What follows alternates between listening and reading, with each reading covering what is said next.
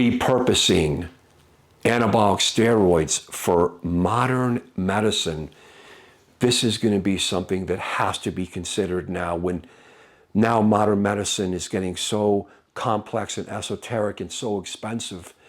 And there's such a disparity between the haves and the have-nots of receiving medicine. And there's never going to be an easy answer, I could tell you that. I look at anabolic steroids and I look at the original history for how they were developed. And I want to present that to you today.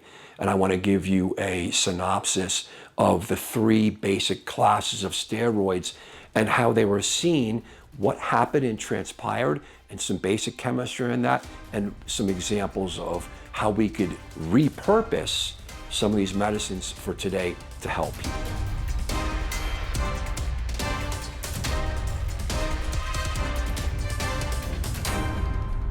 Now, back to the history of anabolic steroids right here on the Anabolic Doc YouTube channel. I started this so long ago. The YouTube channel, the steroids history, Anavar, Trend, Dianabol, right? I broke it down, did every single one.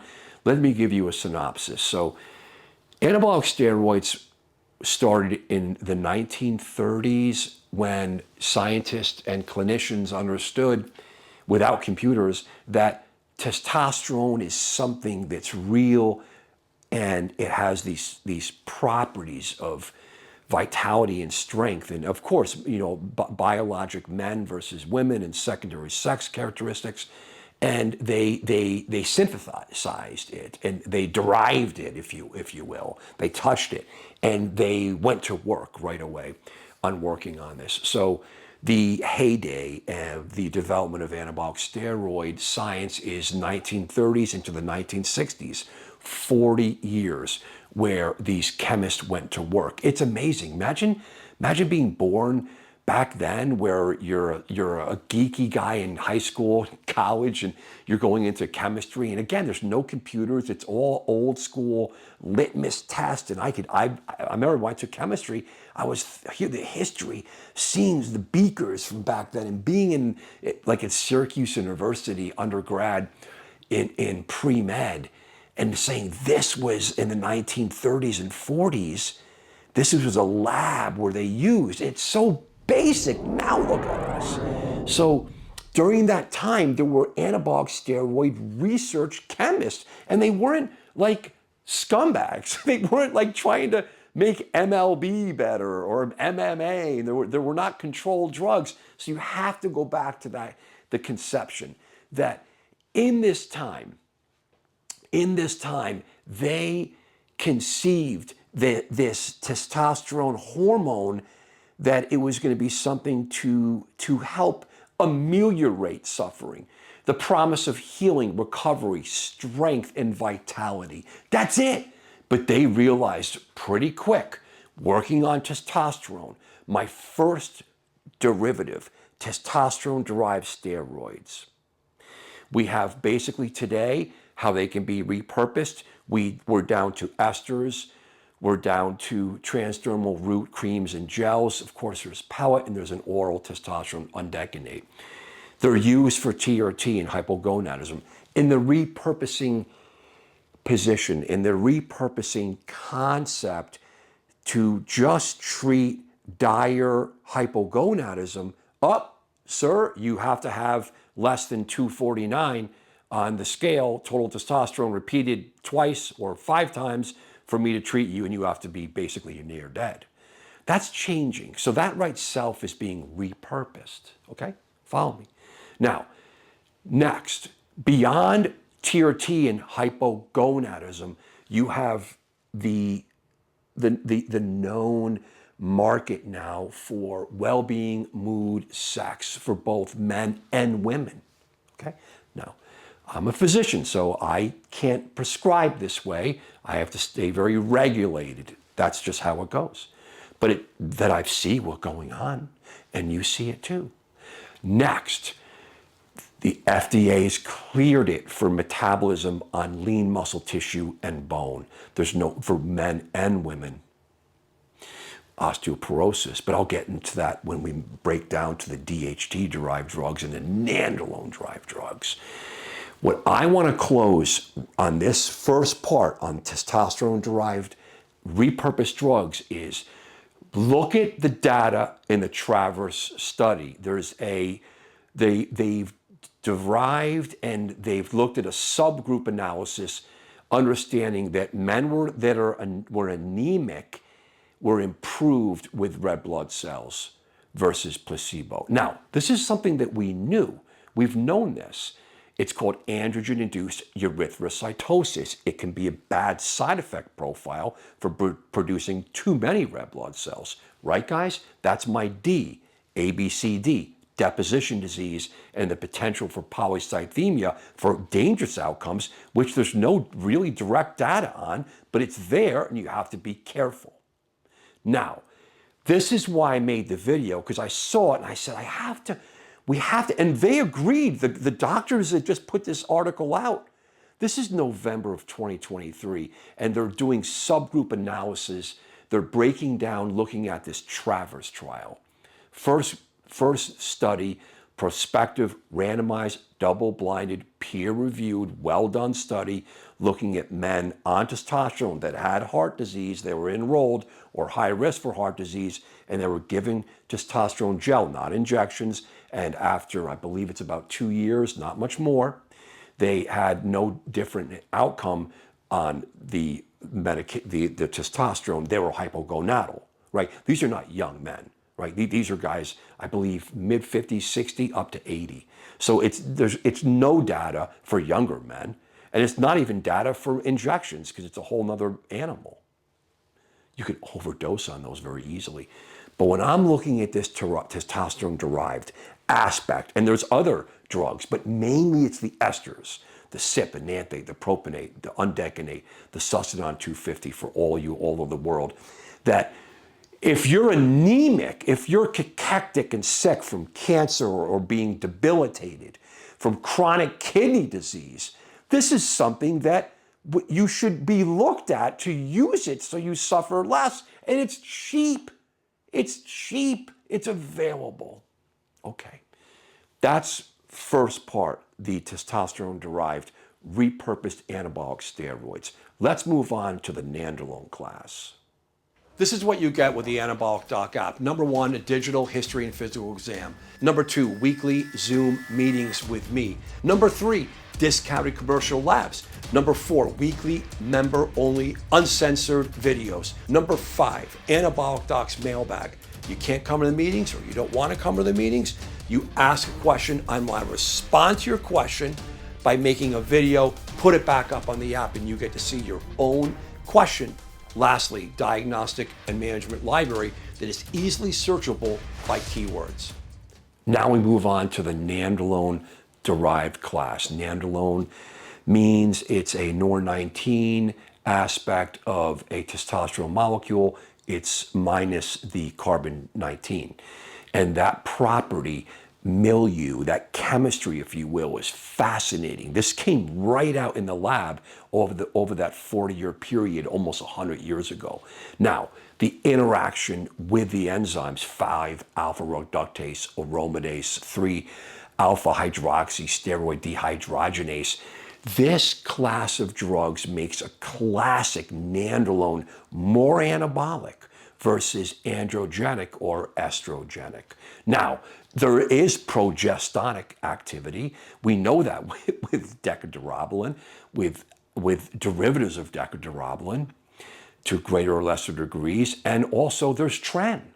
So this doesn't fix and sit perfectly, but that's the whole issue here, to understand the classes and look at the research and to repurpose them for people effectively, knowing what we know and knowing what we don't know to be careful. But when you look at the repurposement of this drug, it's actually cleared for osteoporosis, right? Nandrolone decainate. Now that was for women.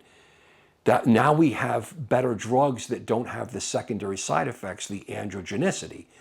And I'm no expert in osteoporosis, but I've taken care of women as a primary care doctor with osteoporosis. And when you give those medicines, the bisphosphonates and other medications, it's very expensive now, there are side effects like blood clotting. right? There's SERMs, right? You guys know raloxifene. It's like tamoxifen.